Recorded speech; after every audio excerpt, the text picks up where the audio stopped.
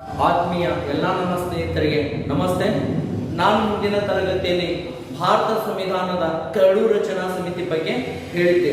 ಇವತ್ತಿನ ತರಗತಿಯಲ್ಲಿ ನಾನು ಭಾರತ ಸಂವಿಧಾನ ರಚನೆ ಮಾಡಲು 22 ಸಮಿತಿಗಳು ಮತ್ತು 5 ಉಪ ಸಮಿತಿಗಳನ್ನು ನೇಮಿಸಲಾಯಿತು. ಅವುಗಳ ಬಗ್ಗೆ ನಾವು ಇವತ್ತು ಅಧ್ಯಯನ ಮಾಡೋಣ.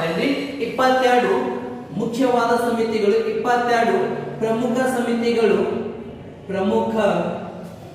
ಸಮಿತಿಗಳು ಆನಂತರ ಮತ್ತು 5 ಉಪಸಮಿತಿಗಳು. ಇಲ್ಲಿ ಭಾರತ ಸಂವಿಧಾನವನ್ನು ರಚನೆ ಮಾಡಲು 22 ಸಮಿತಿಗಳು, 5 ಉಪಸಮಿತಿಗಳನ್ನು ನೇಮಿಸಲಾಯಿತು ಅಂತ ಹೇಳ್ಬೋದು ಸ್ನೇಹಿತರೆ.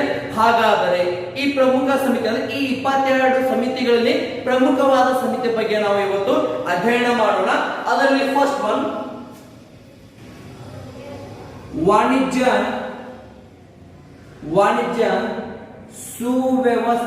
ಸುವ್ಯವಸ್ಥೆ ಸಮಿತಿಯ ಅಧ್ಯಕ್ಷರು KM ಮುನ್ಸಿ. ಸೆಕೆಂಡ್ ಒನ್ ಪೌರತ್ವ ಹೆಚ್ಚುವರಿ ಸಮಿತಿಯ ಅಧ್ಯಕ್ಷರು ವರದಾಚಾರಣ. ನೆಕ್ಸ್ಟ್ ಒನ್ ಪ್ರಾಂತೀಯ ಸಂವಿಧಾನ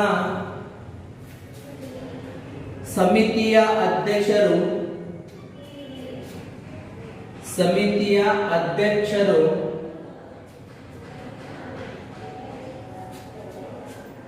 ವಲ್ಲಭಾಯ್ ಪಟೇಲ್. ನೆಕ್ಸ್ಟ್ ಒನ್ ಯಾರಪ್ಪ ಅಂತಂದ್ರ ಸುಪ್ರೀಂ ಕೋರ್ಟಿನ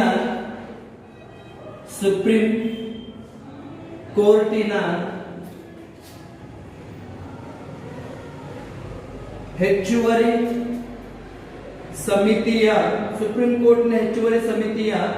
ಅಧ್ಯಕ್ಷರು ವರದಾಚಾರಣ.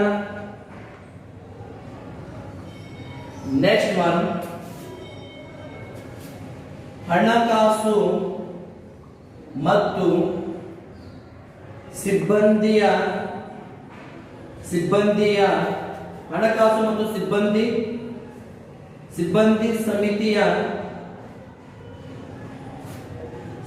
ಸಮಿತಿಯ ಅಧ್ಯಕ್ಷರು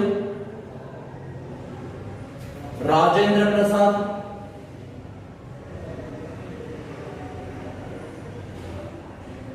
ನೆಕ್ಸ್ಟ್ ಒನ್ ರಾಷ್ಟ್ರಧ್ವಜ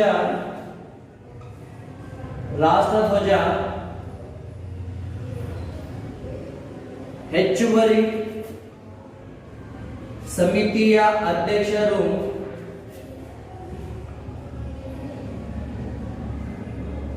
ರಾಜೇಂದ್ರ ಪ್ರಸಾದ್.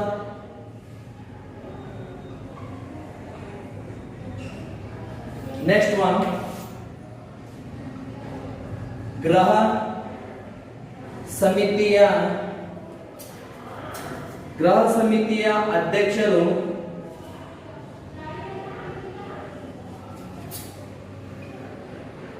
ಪಟ್ಟಾಭಿ ಸೀತಾರಾಮಯ್ಯ. ಏನ್ರಿ ಈ 22 ಸಮಿತಿಗಳಲ್ಲಿ ಪ್ರಮುಖವಾದ ಸಮಿತಿಗಳ ಅಧ್ಯಕ್ಷರುಗಳ ಬಗ್ಗೆ ನೋಡೋಣ. ವಾಣಿಜ್ಯ ಸುವ್ಯವಸ್ಥೆ ಸಮಿತಿಯ ಅಧ್ಯಕ್ಷರು KM ಮುನ್ಸಿ ಆಗಿರುತ್ತಾರೆ. ಅದೇ ತರ ಪೌರತ್ವ ಹೆಚ್ಚುವರಿ ಸಮಿತಿಯ ಅಧ್ಯಕ್ಷರು ವರದಾಚಾರಣರಾಗಿರುತ್ತಾರೆ. ಪ್ರಾಂತೀಯ ಸಂವಿಧಾನ ಸಮಿತಿಯ ಅಧ್ಯಕ್ಷರು ಸರ್ದಾರ್ ವಲ್ಲಭಾಯ್ ಪಟೇಲ್ ಆಗಿರುತ್ತಾರೆ. ಸುಪ್ರೀಂ ಕೋರ್ಟಿನ ಹೆಚ್ಚುವರಿ ಸಮಿತಿಯ ಅಧ್ಯಕ್ಷರು ವರದಾಚಾರಣರಾಗಿರುತ್ತಾರೆ. ಹಣಕಾಸು ಮತ್ತು ಸಿಬ್ಬಂದಿ ಸಮಿತಿಯ ಅಧ್ಯಕ್ಷರು ಡಾಕ್ಟರ್ ಬಾಬು ರಾಜೇಂದ್ರ ಪ್ರಸಾದ್ ಆಗಿರುತ್ತಾರೆ. ಅದೇ ತರ ರಾಷ್ಟ್ರಧ್ವಜ ಹೆಚ್ಚುವರಿ ಸಮಿತಿಯ ಅಧ್ಯಕ್ಷರು ಡಾಕ್ಟರ್ ಬಾಬು ರಾಜೇಂದ್ರ ಪ್ರಸಾದ್ ಆಗಿರುತ್ತಾರೆ. ಗೃಹ ಸಮಿತಿಯ ಅಧ್ಯಕ್ಷರು ಪಟ್ಟಾಭಿ ಸೀತಾರಾಮಯ್ಯರಾಗಿರುತ್ತಾರೆ ಅಂತ ಹೇಳ್ಬೋದು. ಇನ್ನು ಮತ್ತೆ ಯಾರ್ಯಾರಪ್ಪ ಅಂತಂದ್ರೆ ಅದರಲ್ಲಿ ನೆಕ್ಸ್ಟ್ ಒನ್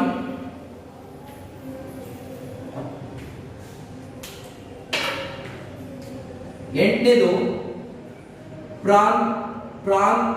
ಎಂಟನೇದು ಈಶಾನ್ಯ ಪ್ರಾಂತ್ಯ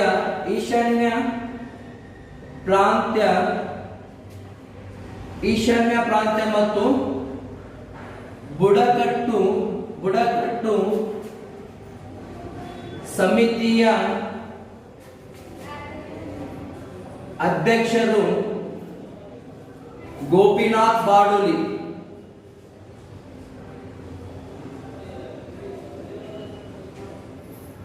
ಏನ್ರಿ? ಈಶಾನ್ಯ ಪ್ರಾಂತ್ಯ ಮತ್ತು ಬುಡಕಟ್ಟು ಸಮಿತಿ ಅಧ್ಯಕ್ಷರು ಗೋಪಿನಾಥ್ ಬಾಡೂಲಿ ಆಗಿರುತ್ತಾರೆ. ಆನಂತರ ಅಲ್ಪಸಂಖ್ಯಾತ ಸಮಿತಿಯ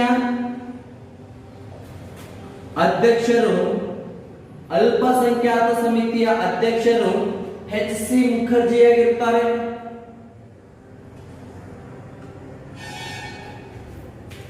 ನೆಕ್ಸ್ಟ್ ಒನ್ ನಿಯಮಗಳ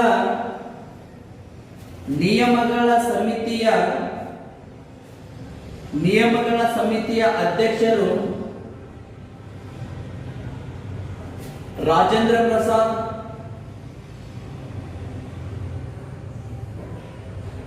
ನೆಕ್ಸ್ಟ್ ಒನ್ ರಾಜ್ಯಗಳ ಸಂವಿಧಾನ ಸಮಿತಿಯ ಅಧ್ಯಕ್ಷರು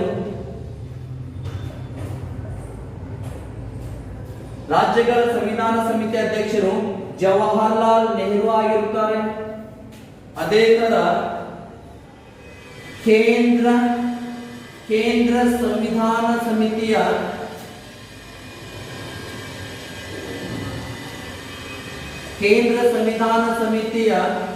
ಅಧ್ಯಕ್ಷರು ಜವಾಹರ್ಲಾಲ್ ನೆಹರು ಆಗಿರುತ್ತಾರೆ. ಅದೇ ತರ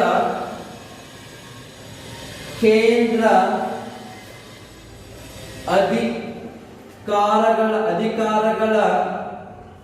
ಅಧಿಕಾರಗಳ ಸಮಿತಿಯ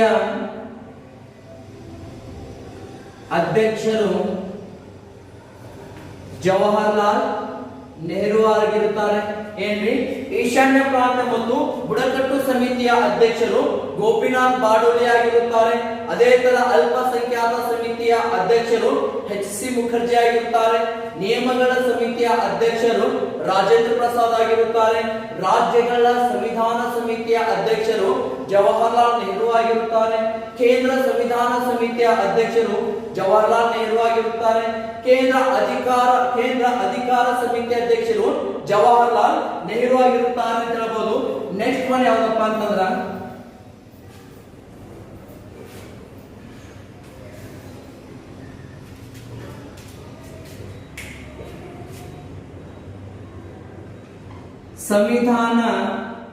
ಸಂವಿಧಾನ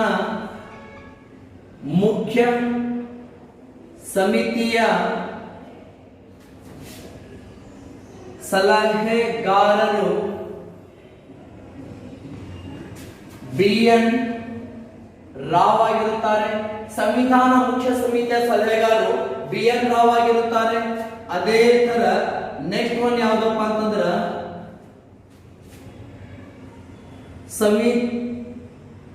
ಸಂವಿಧಾನ ರಚನಾ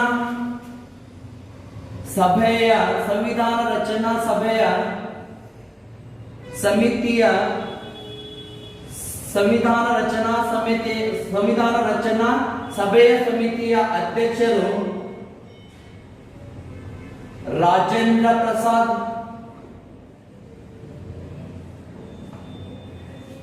ನೆಕ್ಸ್ಟ್ ಒನ್ ಯಾವ್ದಪ್ಪ ಅಂತಂದ್ರ ಮೂಲಭೂತ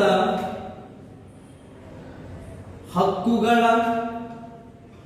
ಸಮಿತಿಯ ಅಧ್ಯಕ್ಷರು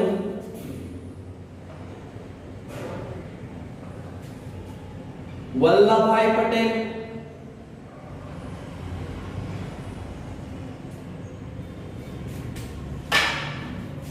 ನೆಕ್ಸ್ಟ್ ಒನ್ ಮೂಲಭೂತ ಹಕ್ಕುಗಳ ಉಪ ಸಮಿತಿಯ ಅಧ್ಯಕ್ಷರು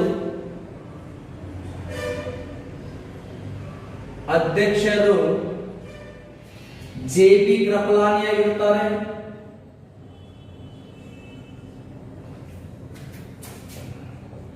ನೆಕ್ಸ್ಟ್ ಒನ್ ಯಾವ್ದಪ್ಪ ಅಂತಂದ್ರ ಸಂವಿಧಾನ ಕರಡು ಸಮಿತಿಯ ಅಧ್ಯಕ್ಷರು doctor Baba Saheb BR. Baba Saheb Ambedkar ಅವರಾಗಿರುತ್ತಾರೆ. Next one ಸಂವಿಧಾನ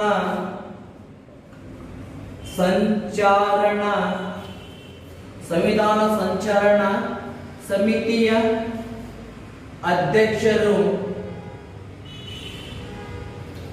ರಾಜೇಂದ್ರ ಪ್ರಸಾದ್ ಎಂದು ಹೇಳಬಹುದು. ಏನ್ರಿ, ಸಂವಿಧಾನ ಮುಖ್ಯ ಸಮಿತಿಯ ಸಲಹೆಗಾರರು ಬಿ.ಎನ್. ರಾವ್ ಆಗಿರುತ್ತಾರೆ. ಸಂವಿಧಾನ ರಚನಾ ಸಭೆಯ ಸಮಿತಿಯ ಅಧ್ಯಕ್ಷರು ರಾಜೇಂದ್ರ ಪ್ರಸಾದ್ ಆಗಿರುತ್ತಾರೆ. ಮೂಲಭೂತ ಹಕ್ಕುಗಳ ಸಮಿತಿಯ ಅಧ್ಯಕ್ಷರು ಸರ್ದಾರ್ ವಲ್ಲಭಾಯ್ ಪಟೇಲ್ ಆಗಿರುತ್ತಾರೆ. ಮೂಲಭೂತ ಹಕ್ಕುಗಳ ಉಪ ಸಮಿತಿಯ ಅಧ್ಯಕ್ಷರು ಜೆ.ಬಿ. ಕೃಪಲಾನಿ ಆಗಿರುತ್ತಾರೆ. ಸಂವಿಧಾನ ಕರಡು ಸಮಿತಿಯ ಅಧ್ಯಕ್ಷರು ಬಿ.ಆರ್. ಅಂಬೇಡ್ಕರ್, ಡಾಕ್ಟರ್ ಬಾಬಾ ಸಾಹೇಬ್ ಅಂಬೇಡ್ಕರ್ ಅವರಾಗಿರುತ್ತಾರೆ. ಸಂವಿಧಾನ ಸಂಚರಣಾ ಸಮಿತಿಯ ಅಧ್ಯಕ್ಷರು ಡಾಕ್ಟರ್ ಬಾಬು ರಾಜೇಂದ್ರ ಪ್ರಸಾದ್ ಆಗಿರುತ್ತಾರೆ ಅಂತ ಹೇಳಿದ್ರೆ ನಮ್ಮ ಭಾರತ ಸಂವಿಧಾನವನ್ನು ರಚನೆ ಮಾಡಲು ಒಟ್ಟು 22 ಸಮಿತಿಗಳು, 5 ಉಪ ಸಮಿತಿಗಳು ನೇಮಕ ಮಾಡಲಾಯಿತು. ಈಗಾಗಲೇ ಸ್ನೇಹಿತರೆ ಈ 22 ಸಮಿತಿಗಳಲ್ಲಿ ಪ್ರಮುಖವಾದ ಸಮಿತಿಗಳ ಬಗ್ಗೆ ಅಧ್ಯಯನ ಮಾಡಿದ್ದೇವೆ. ಆ ಯಾವ ಸಮಿತಿ ಅಂತಂದ್ರೆ ಈಗಾಗಲೇ ಹೇಳಿದೆ, ಮತ್ತೊಂದು ಸರ್ತಿ ರಿವಿಷನ್ ಮಾಡಬೇಕಾದ್ರೆ ವಾಣಿಜ್ಯ ಸುವ್ಯವಸ್ಥೆ ಸಮಿತಿಯ ಅಧ್ಯಕ್ಷರು ಕೆ. ಮುನ್ಸಿ ಆಗಿರುತ್ತಾರೆ. ಪೌರತ್ವ ಹೆಚ್ಚುವರಿ ಸಮಿತಿಯ ಅಧ್ಯಕ್ಷರು ವರದಾಚಾರಣ ಆಗಿರುತ್ತಾರೆ. ಪ್ರಾಂತೀಯ ಸಂವಿಧಾನ ಸಮಿತಿಯ ಅಧ್ಯಕ್ಷರು ಸರ್ದಾರ್ ವಲ್ಲಭಾಯ್ ಪಟೇಲ್ ಆಗಿರುತ್ತಾರೆ. ಸುಪ್ರೀಂ ಕೋರ್ಟಿನ ಹೆಚ್ಚುವರಿ ಸಮಿತಿಯ ಅಧ್ಯಕ್ಷರು ವರದಾಚಾರಣ ಆಗಿರುತ್ತಾರೆ. ಆ ನಂತರ ಏನಪ್ಪಾ ಅಂತಂದ್ರ ಹಣಕಾಸು ಮತ್ತು ಸಿಬ್ಬಂದಿ ಸಮಿತಿಯ ಅಧ್ಯಕ್ಷರು ಡಾಕ್ಟರ್ ಬಾಬು ರಾಜೇಂದ್ರ ಪ್ರಸಾದ್ ಆಗಿರುತ್ತಾರೆ.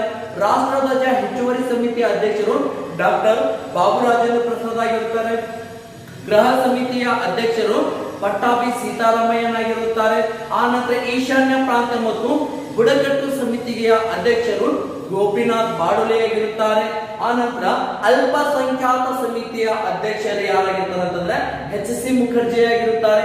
ನಿಯಮಗಳ ಸಮಿತಿಯ ಅಧ್ಯಕ್ಷರು ಡಾಕ್ಟರ್ ಬಾಬು ರಾಜೇಂದ್ರ ಪ್ರಸಾದ್ ಆಗಿರುತ್ತಾರೆ.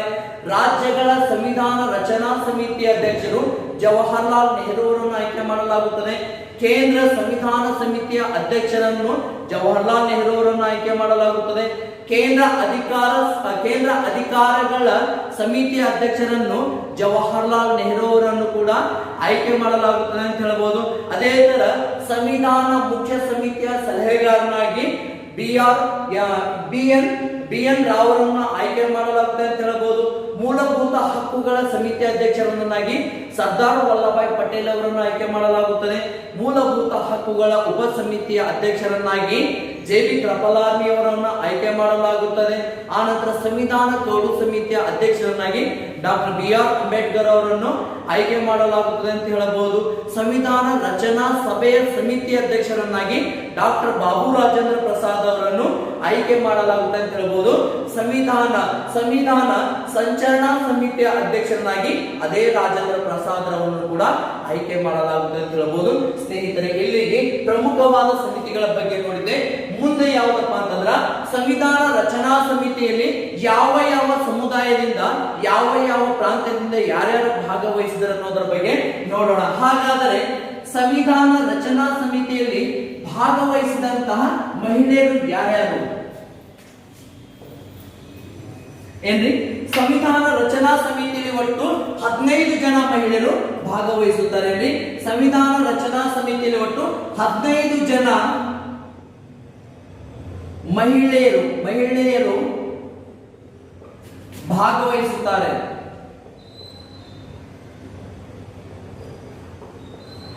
ಆ 15 ಜನ ಮಹಿಳೆಯರಲ್ಲಿ ಪ್ರಮುಖವಾದ ಮಹಿಳೆಯರ ಬಗ್ಗೆ ನಾವು ಇವತ್ತು ನೋಡೋಣ.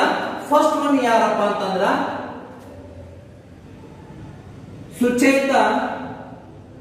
Sucheta Kripalani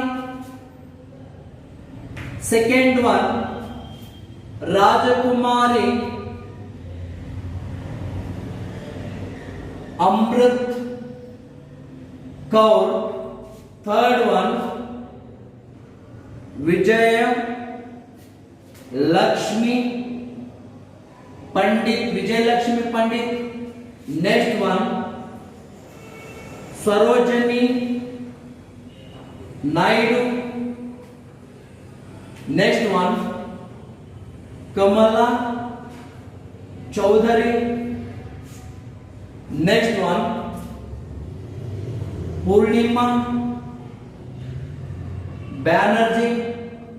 Next one, Qudsiya Azullah. Qudsiya Azullah Rasulullah Begum. ಏನ್ರಿ, ಸಂವಿಧಾನ ರಚನಾ ಸಮಿತಿಯಲ್ಲಿ ಒಟ್ಟು 15 ಜನ ಮಹಿಳೆಯರು ಭಾಗವಹಿಸಿದ್ರು. ಆ 15 ಜನ ಮಹಿಳೆಯರಲ್ಲಿ ಪ್ರಮುಖವಾದ ಮಹಿಳೆಯರು ಯಾರಪ್ಪ ಅಂತಂದ್ರ ಸುಚೇತಾ ಕೃಪಲಾನಿ ಆಗಿರ್ಬೋದು, ರಾಜಕುಮಾರಿ ಅಮೃತ್ ಕೌರ್ ಆಗಿರ್ಬೋದು, ವಿಜಯಲಕ್ಷ್ಮಿ ಪಂಡಿತ್ ಆಗಿರ್ಬೋದು, ಸರೋಜಿನಿ ನಾಯ್ಡು ಆಗಿರ್ಬೋದು, ಕಮಲಾ ಚೌಧರಿ ಆಗಿರ್ಬೋದು, ಪೂರ್ಣಿಮಾ ಬ್ಯಾನರ್ಜಿ ಆಗಿರ್ಬೋದು, ಕುದ್ಸಿಯಾ ಅಜುಲ್ಲಾ ರಸುಲ್ಲಾ ಬೇಗಂ. ಈ ಸಂವಿಧಾನ ರಚನಾ ಸಮಿತಿಯಲ್ಲಿ ಭಾಗವಹಿಸಿದಂತ ಏಕೈಕ ಮುಸ್ಲಿಂ ಮಹಿಳೆಯೇ ಕುದ್ಸಿಯಾ ಅಜುಲ್ಲಾ ರಸುಲ್ಲಾ ಬೇಗಂ ಎಂದು ಹೇಳಬಹುದು. ಹಾಗಾದ್ರೆ ಸ್ನೇಹಿತರೆ, ಈ ಸಂವಿಧಾನ ರಚನಾ ಸಮಿತಿಯಲ್ಲಿ ಕರ್ನಾಟಕದಿಂದ ಭಾಗವಹಿಸಿದಂತ ಕನ್ನಡಿಗರು ಯಾರ್ಯಾರಪ್ಪ ಅಂತಂದ್ರ ಅದರಲ್ಲಿ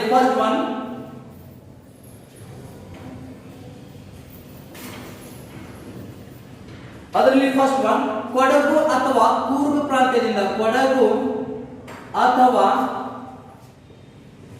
ಕೂರ್ಗ್ ಪ್ರಾಂತ್ಯದಿಂದ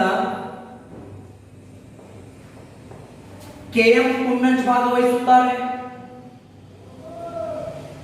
ಏನ್ರಿ, ಕೊಡಗು ಅಥವಾ ಕೂರ್ಗ್ ಪ್ರಾಂತ್ಯದಿಂದ ಕೆಎಂ ಪುನ್ನಂಜ್ ಭಾಗವಹಿಸುತ್ತಾರೆ. ಬಾಂಬೆ ಪ್ರಾಂತ್ಯದಿಂದ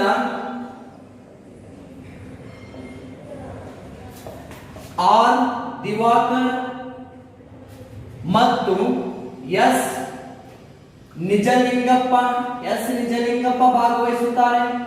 ಆನಂತರ ಮೈಸೂರು ಸಂಸ್ಥಾನದಿಂದ ಭಾಗವಹಿಸಿದವರ ಸಂಖ್ಯೆ, ಮೈಸೂರು ಸಂಸ್ಥಾನದಿಂದ ಯಾರ್ಯಾರು ಭಾಗವಹಿಸ್ತಾರೆ ಅಂತಂದ್ರ Kengal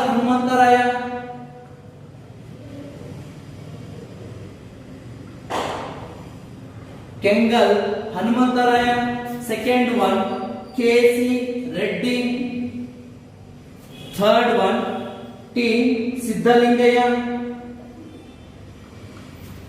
next one T Chennaiah,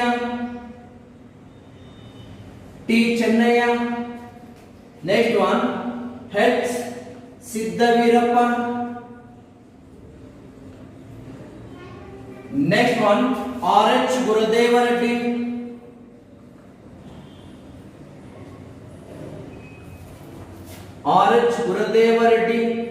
next one S V ಕೃಷ್ಣಮೂರ್ತಿರಾವ್,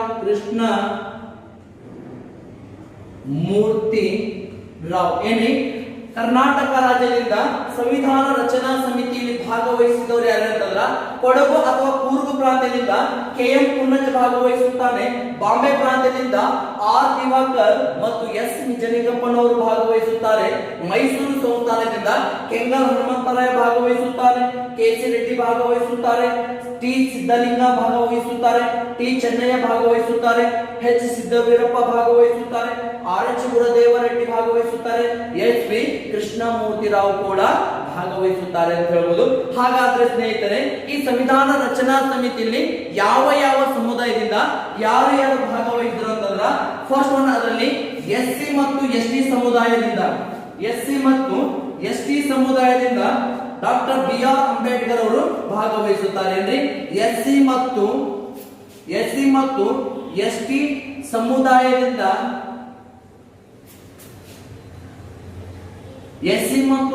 ಸಮುದಾಯದಿಂದ ಡಾಕ್ಟರ್ ಬಾಬಾ ಸಾಹೇಬ್ ಅಂಬೇಡ್ಕರ್ ಅವರು ಭಾಗವಹಿಸುತ್ತಾರೆ. ಸೆಕೆಂಡ್ ಒನ್ ಆಂಗ್ಲೋ ಇಂಡಿಯನ್ ಸಮುದಾಯದಿಂದ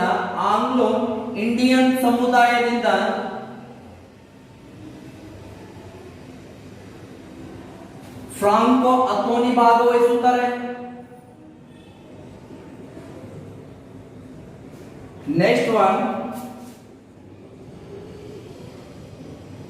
ಕಮ್ಯುನಿಸ್ಟ್ ಸಮುದಾಯದಿಂದ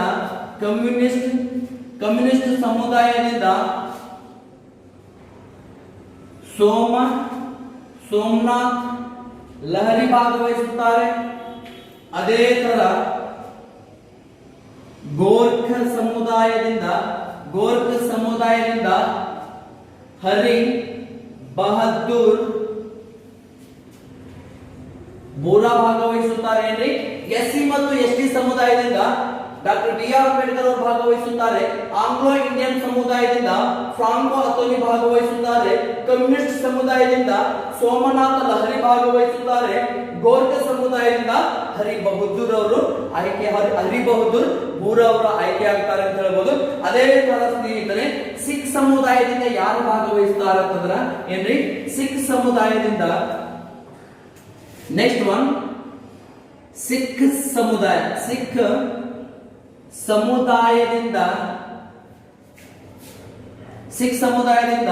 Sardar Ujjwal Singh.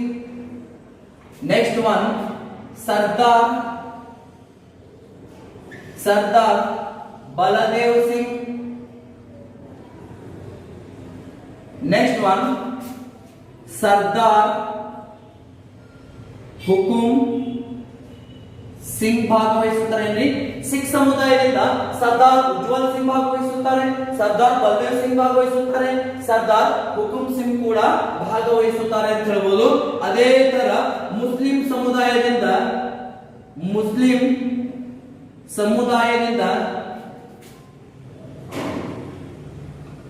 M Ismail Khan. Next one Chaudhary ಖಾಲಿ ಕುಸಾನ್ ಭಾಗವಹಿಸುತ್ತಾರೆ. ಆ ನಂತರ ಮೌಲಾನಾ ಹಸ್ರತ್ ಮುಹಾನಿ ಬೇಗಂ ಭಾಗವಹಿಸುತ್ತಾರೆ. ಮುಸ್ಲಿಂ ಸಮುದಾಯದಿಂದ ಎಂ ಇಸ್ಮಾಯಿಲ್ ಖಾನ್, ಚೌಧರಿ ಖಾಲಿ ಕುಸಾನ್, ಮೌಲಾನಾ ಹಸ್ರತ್ ಮುಹಾನಿ ಅವರು ಕೂಡ ಭಾಗವಹಿಸುತ್ತಾರೆ ಅಂತ ಹೇಳ್ಬೋದು. ನೆಕ್ಸ್ಟ್ ಒನ್ ಏನಪ್ಪಾ ಅಂತಂದ್ರ ಕ್ರೈಸ್ತ ಸಮುದಾಯದಿಂದ ಯಾರು ಭಾಗವಹಿಸ್ತಾರ ಅಂತಂದ್ರ ಎಚ್ ಸಿ ಮುಖರ್ಜಿ ಭಾಗವಹಿಸುತ್ತಾರೆ. ಆನಂತರ ರಾಜಕುಮಾರಿ ಅಮೃತ್ ಕೌರ್ ಭಾಗವಹಿಸುತ್ತಾರೆ. ಎಚ್ ಸಿ ಮುಖರ್ಜಿ, ರಾಜಕುಮಾರಿ ಅಮೃತ್ ಕೌರ್ ಮತ್ತು ಜಾನ್ ಮೆಥಾಯ್ ಅವರು ಕೂಡ ಭಾಗವಹಿಸುತ್ತಾರೆ. ಜಾನ್ ಮೆಥಾಯ್ ಅವರು ಕೂಡ ಭಾಗವಹಿಸುತ್ತಾರೆ ಅಂತ ಹೇಳ್ಬೋದು. ಅದೇ ತರ ಪಾರ್ಸಿ ಸಮುದಾಯದಿಂದ ಯಾರು ಭಾಗವಹಿಸುತ್ತಾರೆ ಅಂತಂದ್ರ H C Modi. Next one Menon Sanvi. Next R H Sidhvi. Parsi ಸಮುದಾಯದಿಂದ H C Modi, Menon Sani, R H Sidhvi. ಇಲ್ಲಿಯವರೆಗೆ ಸ್ನೇಹಿತರೆ ನಾವು ಸಂವಿಧಾನ ರಚನಾ ಸಮಿತಿಯ ಪ್ರಮುಖವಾದ 22 ಸಮಿತಿಗಳ ಬಗ್ಗೆ ನೋಡಿದೆವು. ಆ ನಂತರ ಸಂವಿಧಾನ ರಚನಾ ಸಮಿತಿಯಲ್ಲಿ ಕರ್ನಾಟಕದಿಂದ ಭಾಗವಹಿಸಿದಂತ ಸದಸ್ಯರ ಸಂಖ್ಯೆ ನೋಡಿದೆವು, ಮಹಿಳೆಯರ ಸದಸ್ಯರ ಸಂಖ್ಯೆ ನೋಡಿದೆವು ಮತ್ತು ವಿವಿಧ ಸಮುದಾಯಗಳಿಂದ ಭಾಗವಹಿಸಿದಂತ ಸದಸ್ಯರ ಸಂಖ್ಯೆಯನ್ನು ಕೂಡ ನಾವು ನೋಡಿದೆವು ಅಂತ ಹೇಳ್ಬೋದು. ಸ್ನೇಹಿತರೆ ಇಲ್ಲಿಗೆ ಈ ತರಗತಿಯನ್ನು ಮುಕ್ತಾಯಗೊಳಿಸ್ತಾ ಇದ್ದೀನಿ ಸ್ನೇಹಿತರೆ. ಮುಂದಿನ ಅವಧಿಯಲ್ಲಿ ಮತ್ತೊಂದು ವಿಷಯದ ಬಗ್ಗೆ ನಾವು ಅಧ್ಯಯನ ಮಾಡೋಣ ಅಂತ ಹೇಳುತ್ತಾ ಇಲ್ಲಿಗೆ ನನ್ನ ಈ ಕ್ಲಾಸ್ ಅನ್ನು ಮುಕ್ತಾಯಗೊಳಿಸ್ತಾ ಇದ್ದೀನಿ.